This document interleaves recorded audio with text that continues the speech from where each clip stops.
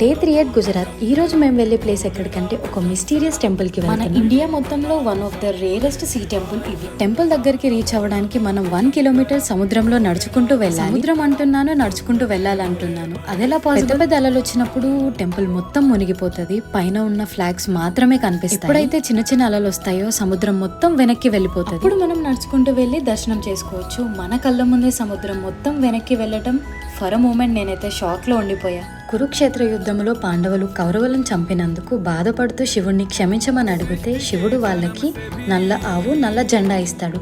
అది ఎప్పుడైతే తెల్లగా మారుతుందో అప్పుడు నేను మిమ్మల్ని క్షమిస్తాను అని చెప్తాడు. ఇదే ప్లేస్కి వచ్చేసరికి ఆ ఆవు అండ్ ఆ జెండా రెండు తెల్లగా మారతాయి. సో ఆ శివుడు వాళ్ళ భక్తికి మెచ్చి వాళ్ళకి 5 శివలింగాలు సమర్పిస్తాయి. ఈ స్వయంభూ 5 శివలింగాలు.